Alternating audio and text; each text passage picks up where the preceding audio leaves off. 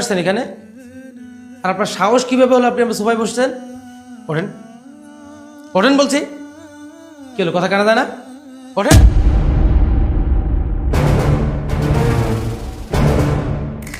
এই নেন টাকা। এই টাকা নিয়ে সুন্দর মতো এখান থেকে বের হয়ে চলে যান, আর কখনো এই বাসায় আসবেন না। আবার কি আসলো? নিশ্চয়ই বুড়োটা আসছে, আজকে ওর আমি খাইছি। মা তুমি? কি রে মা, ভালো আছিস? আমি তো ভালো আছি, তুমি ভালো আছো? হ্যাঁ ভালো আছি। কি বাহিরে দাঁড়ায় কথা বলবি, ভিতরে যাবি না? হ্যাঁ হ্যাঁ আসো।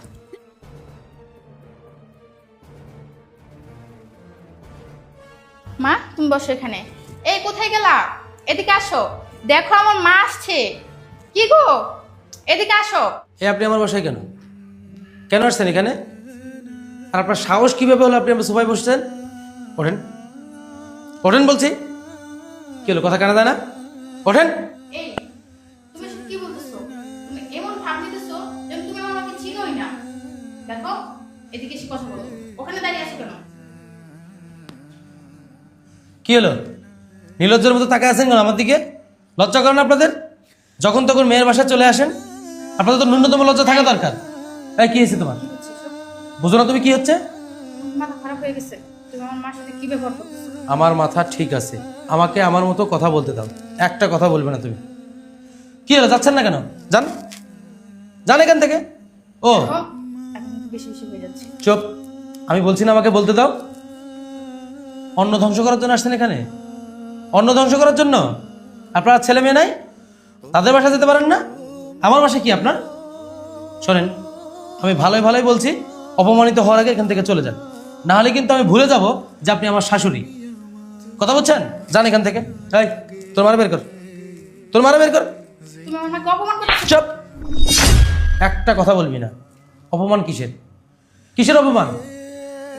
এই বাসা আমার, এখানকার খাবার আমার, এই বাসা চলে আমার ইনকামে। অতএব আমি চাই না এরকম জঞ্জাল আমার বাড়িতে থাকুক।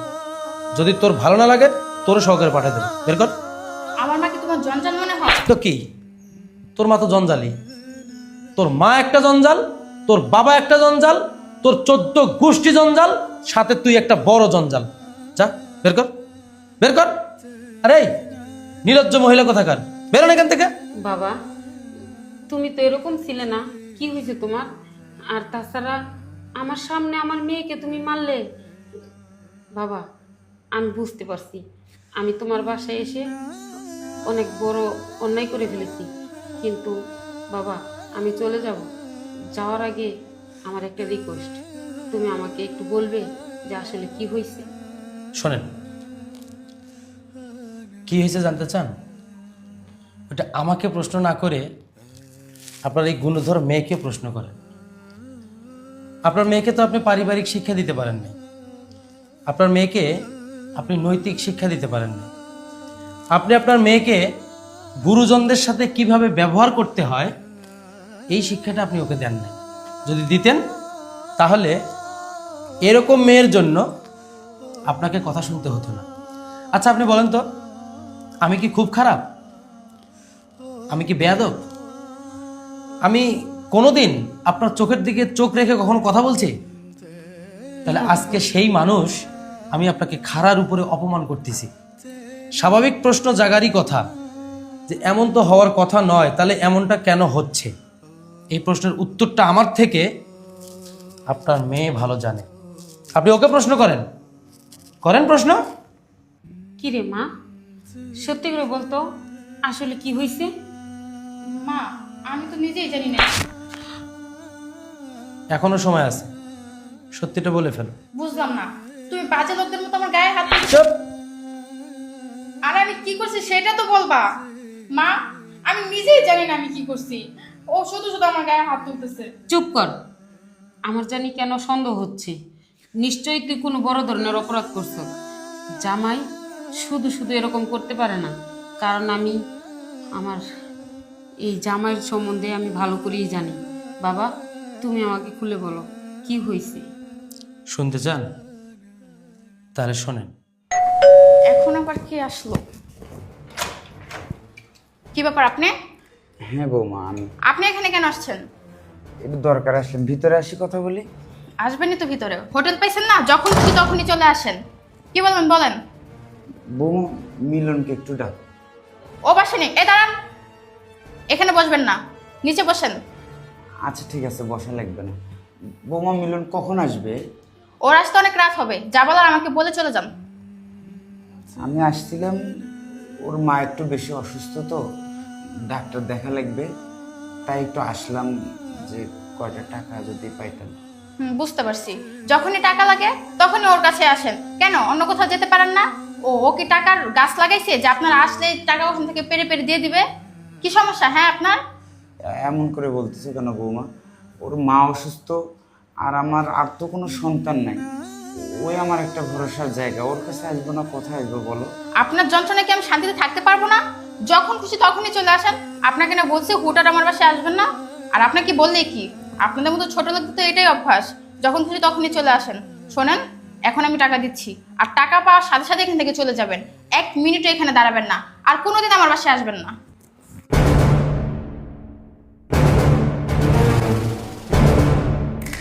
এনেন টাকা, এই টাকা নিয়ে সুন্দর মতো এখান থেকে বের হয়ে চলে যান, আর কখনো এই বাসায় আসবেন না। আর এটা যেন ও জানতে না পারে। ঠিক আছে বৌমা, জুতো মেরে গুরুদান করার আর দরকার নেই, আর আসবো না আমি। তোমার হাজবেন্ড আসলে বলে দিও আমি আসছিলাম। তবে এই আশা আমার শেষ আশা, আর কোনোদিন আসবো না। আমার টাকা লাগবে না, টাকা লাগবে না আমার। 1400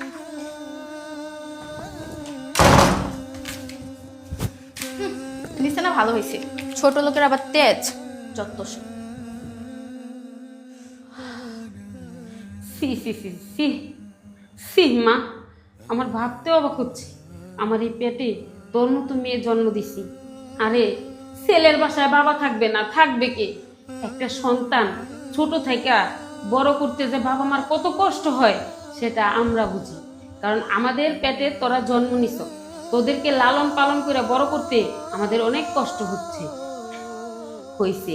আর সেই বাবা বাসায় থাকবে না, সেই বাবাকে তুই বের করে দিয়েছিস। আর জামাই যে আমার গায়ে হাত দেয় নাই, এটাই তো বেশি। জামাইয়ের উচিত ছিল তোর সামনে জামাই আমাকে আমার গায়ে হাত তোলা, কারণ তখনই বুঝতে পারতি যে তোর সামনে তোর মাকে মারলে তোর কতটা কষ্ট হয়। আর শোন, আজ থেকে তোকে মেয়ে বিলে আমি অস্বীকার করলাম। যেই মেয়ে নাকি শ্বশুরের গলা ধাক্কা দিয়ে বাসা থেকে বের করে দিতে পারে, সেই মেয়ে কোনোদিন আমার মেয়ে হতে পারে না। তুই একটা বেয়াদব, আমার জানা ছিল না। দেখ, তোর বাবা তোকে রেখে ছোটবেলায় মারা গেছে।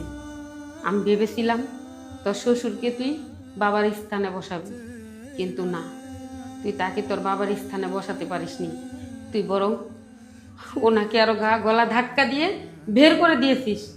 এটা আমি কোনোদিন আশা করিনি, এটা আমি কোনোদিন আশা করিনি। শোনো বাবা, তোমার কাছে একটা রিকোয়েস্ট, আজকের পর থেকে আমি আর কোনোদিন তোমার বাসায় আসবো না। যে মেয়ে নাকি শ্বশুরবাড়ির লোকজনদেরকে আপন হিসাবে নিতে পারে না, সে মেয়ে আমার প্রয়োজন নাই। সে মেয়ে বাঁচবে না মরবে সেটাও আমার দেখার বিষয় না। আর তোকে বলছি, শোন, বাপমার বাড়ি কখনো মেয়েদের চিরস্থায়ী হয় না। মেয়েদের চিরস্থায়ী ঠিকানা হলো স্বামীর বাড়ি। স্বামীর বাড়ির লোকজনকে আপন হিসাবে নিতে হয়।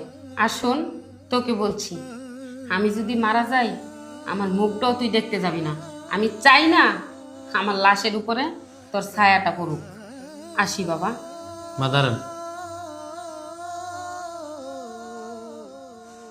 আমি আপনার কাছে ক্ষমা চাচ্ছি। শুধুমাত্র তোমার জন্য, তোমাকে বোঝানোর জন্য আজকে মার সাথে আমি এই ব্যবহারটা করতে বাধ্য হয়েছি। তোমার ভিতরে একটু প্রশ্ন জাগে না যে তুমি আমার বাবার সঙ্গে এটা করছো, আমি জানলাম কিভাবে? আমি জানি, বাবা যখন নেমে যায় আমি তখন বাসায় আসি, বাবার সাথে আমার সিঁড়িতে দেখা। আমি এত করে রিকোয়েস্ট করার পরেও ওনাকে আমি উপরে আনতে পারিনি। যাওয়ার সময় উনি সব কিছু বলে গেছে। আমি ওনাকে বলছি, বাবা তোমার সাথে যেটা করছে সেটার হয়তো জবাব আমি তোমার সামনে দিতে পারবো না, তবে আমি একটা উপযুক্ত বিচার করব, যেটা আমি আজকে করছি। মা, আমি আবারও আপনার কাছে ক্ষমা চাচ্ছি। না বাবা, আমার এই কাজটা করা মোটেও ঠিক হয়নি। তবে এটা করছি শুধুমাত্র আপনার মেয়েকে বোঝানোর জন্য।